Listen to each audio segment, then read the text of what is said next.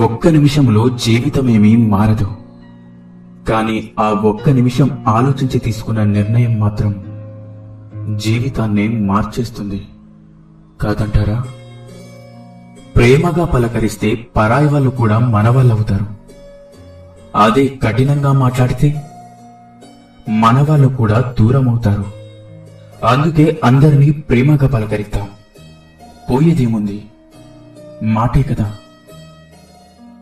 ఒక కప్ప తామర పువ్వు చుట్టే ఉంటుంది, కానీ ఎక్కడి నుంచో వచ్చిన తేనెటీగ మాత్రమే తామర పువ్వు యొక్క మకరందాన్ని ఆస్వాదిస్తుంది. మనం ఎక్కడున్నామన్నది ముఖ్యం కాదు, మనం ఏం చేస్తున్నామన్నదే ముఖ్యం. కష్టాల్ని ఎదిరించే దమ్ము, అలాగే బాధలను భరించే ఓర్పు ఎప్పుడైతే నీలో ఉంటాయో అప్పుడే జీవితంలో నువ్వు గెలవబోతున్నావని అర్థం. తప్పులు చేసేవాడు అమాయకుడు, ఒక తప్పును మళ్లీ మళ్లీ చేసేవాడు మూర్ఖుడు. తప్పులే చెయ్యనివాడు చేతకానివాడు. తనకు తెలియకుండా తప్పును చేసి తనకు తెలిసి ఆ తప్పును సరిదిద్దుకునేవాడే మనిషి. అర్థమైందనుకుంటా. ఇది కలియుగం కాదు, అవసర యుగం. ఎప్పటి వరకైతే మనం ఇతరులకు నచ్చినట్లు బ్రతుకుతామో అప్పటి వరకు చాలా మంచివాళ్ళం. కానీ ఒక్కసారి మన మనసుకు నచ్చినట్లు మనం బ్రతకడం మొదలు పెడతాము, నిమిషాల్లో చెడ్డవారమైపోతాం. చినుకంత అనుమానం కూడా ఏ బంధానికైనా ప్రమాదమే. సముద్రమంత ప్రేమ ఉన్నప్పటికీ ద్వేషానికి అలాగే దూరానికి అదే మూల కారణం. అనుమానించకండి, అర్థం చేసుకోవడానికి ప్రయత్నించండి. ఏ రాత రాసినా కాగితము తనలో తానే దాచుకుంటుంది, కానీ కొన్ని రాతలు మాత్రమే కాగితాన్ని మనం దాచుకునేలా చేస్తాయి. కొన్ని పరిచయాలు కూడా అంతే. తామరాకు మీద నీటి బుట్టులా జారిపోతూ ఉంటాయి, కొన్ని మాత్రం మనసు పొరల మధ్య నిలిచిపోతూ ఉంటాయి. అవే పరిమళించే పరిచయాలు కాదంటారా? నీ బలం ఎవరికీ తెలియకపోయినా బ్రతికేయవచ్చు, నీ బలహీనత మాత్రం ఎవరికీ తెలియనివ్వకు, బ్రతకనివ్వరు. బలహీనులు మాత్రమే ప్రతీకారం కోరతారు, బలవంతులు మాత్రమే సహిస్తూ మౌనంగా ఉంటారు. ఇక బుద్ధిమంతులు మాత్రమే జరిగినవి మరిచిపోయి ప్రశాంతంగా జీవిస్తారు. నువ్వు ఎన్నిసార్లు మోసపోయినా అవమానంతో కుమిలిపోకు, ఎందుకంటే నమ్మి మోసపోయావు తప్ప ఎవ్వరిని నమ్మించి మోసం చేసిందే లేదని గర్వపడు.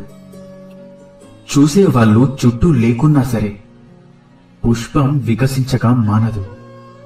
అలాగే నీ పని నువ్వు నిశ్శబ్దంగా చేసుకుంటూ వెళ్తూ ఉండు. నిన్ను ఇష్టపడే వాళ్ళు దారి వెతుక్కుంటూ వారే వస్తారు.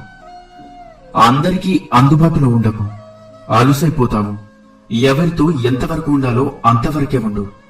అర్హత లేని వాళ్లకు అతిగా చనువు ఇవ్వడం ఆత్మాభిమానానికి హానికరం. చెయ్యకుండానే చేశాను అనేవాడు ఆదముడు. కొద్దిగా చేసి కొండంత చేశాను అని చెప్పుకునేవాడు గర్వపోతూ. ఎంతో చేసి కూడా కొంచెమే చేశాను అని చెప్పేవాడు సజ్జనుడు. ఎన్ని గ్రామసింహాలు ఒక్కటై ఎన్నిసార్లు మురిగినా ఒక్క సింహగర్జనకు కూడా సమానం కాదు. అలాగే ఎంతమంది గట్టిగా అరిచి ప్రచారం చేసినా ఒక నింద ఎప్పుడూ నిజం కాదు. మనిషిలో అహం తగ్గిన రోజు ఆప్యాయతంటే ఏంటో అర్థమవుతుంది. గర్వం పోయిన రోజు ఎదుటి వారిని ఎలా గౌరవించాలో తెలుస్తుంది.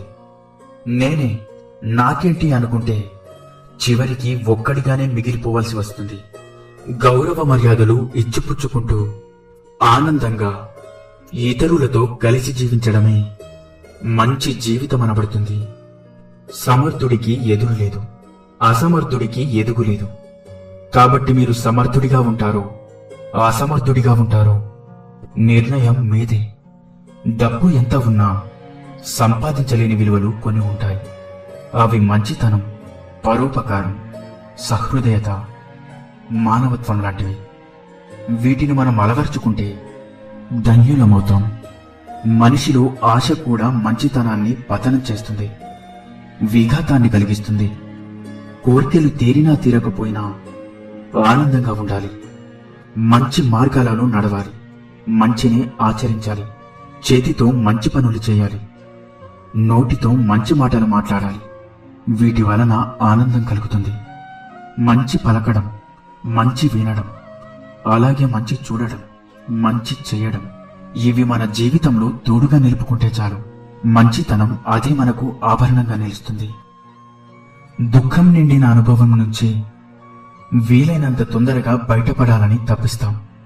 అలాగే ఆనందం నిండిన అనుభవం ఎప్పటికీ మనతోనే ఉండిపోవాలని ఆరాటపడతాం. బాధలోనైనా సుఖంలోనైనా ఆరాటమన్నది మామూలే. అడిగేవాడు తీరని సందేహాన్ని, తెలియని సమాధానాన్ని అడిగి తెలుసుకోగలడు. అడగనివాడు సమస్యకు భయపడుతూ తెలియని విషయాన్ని ఎప్పటికీ తెలుసుకోలేడు.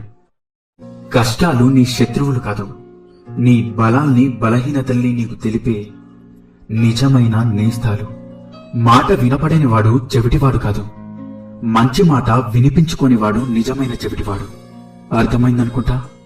పచ్చ నోట్లు మనల్ని కాల్చడానికి గంధపు చెక్కలని ఇస్తాయేమో గాని మన కోసం కనీసం 2 కన్నీటి బొట్లైనా రాల్చవు. కాబట్టి డబ్బు ఒక్కదానికే ప్రాధాన్యతనిచ్చి నీ జీవితాన్ని అధఃపాతాళానికి తొక్కేయకు. మనమెప్పుడు లోపలికి చూసుకోము, బయటికే చూస్తాం. ప్రతి ఒక్కరూ ప్రపంచాన్ని మార్చడానికి సిద్ధపడతారు.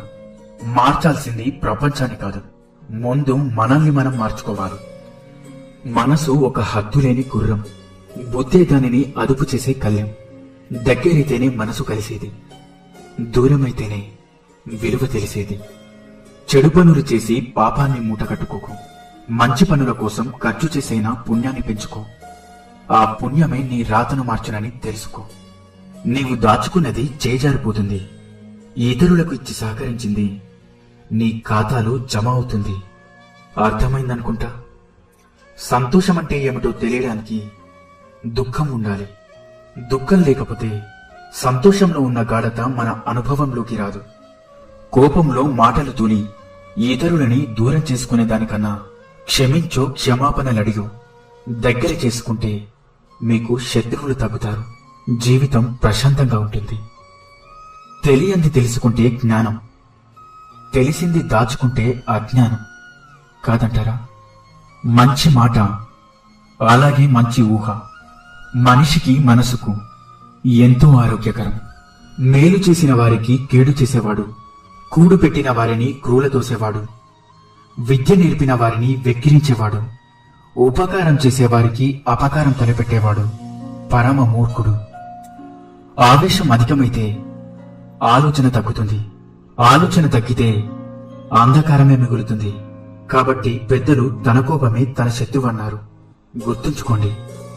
అలవాట్లు మనం ఉపయోగించే చేతికర్ర వలె ఉండాలి, అంతేకాని మనం ఆధారపడే ఊతకర్రల్లాగా ఉండకూడదు. జీవితం అనేది ఒక నది లాంటిది.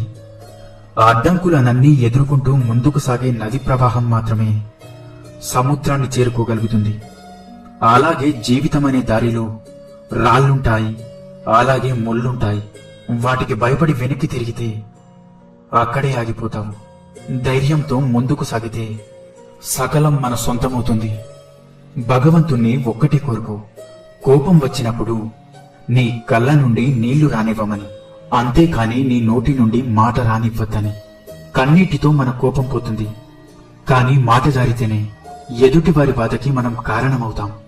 ఎవరిని నొప్పించకండి, ప్రశాంతంగా జీవించండి, అలాగే ప్రశాంతంగా జీవించనివ్వండి. మనది ఎంత గొప్ప మతమైనా అందరూ చూసేది మానవత్వాన్ని. ధనముంటే ధనవంతుడంటారు, అదే దానం చేస్తే భగవంతుడంటారు. ఇది తెలియక చాలా మంది ధనవంతులుగానే మిగిలిపోయారు. కాదంటారా? వినేటప్పుడు వినయంతో వినాలి, మాట్లాడేటప్పుడు మర్యాదతో మాట్లాడాలి, అలాగే అడిగేటప్పుడు ఆప్యాయతతో అడగాలి, సమాధానం చెప్పేటప్పుడు సంస్కారంతో చెప్పాలి. కోపం హద్దులు దాటుతున్నప్పుడు మాటలతో సమాధానాన్ని ఎప్పుడూ చెప్పకండి. మీ మౌనానికి మించిన బలమైన సమాధానం మరొకటి లేదు. గుర్తుంచుకోండి. దేనికైతే నువ్వు భయపడి వెనకడుగు వేస్తావో అదే నిన్ను మళ్లీ మళ్లీ వెంటాడుతుంది. ఒక్కసారి ఎదురెళ్ళి చూడు, ఆ భయమే నీకు భయపడుతుంది. జాగ్రత్తగా ఉండండి, అలాగే ధైర్యంగా ఉండండి. ఇన్ని మంచి సూక్తులలో మీకు ఏ సూక్తి నచ్చిందో కింద కామెంట్ చేయండి. అలాగే ఈ వీడియో మీకు నచ్చినట్లయితే వీడియోని లైక్ చేసి ఇలాంటి మరిన్ని వీడియోస్ కోసం మన ఛానల్ని సబ్స్క్రైబ్ చేసుకోండి. ధన్యవాదాలు.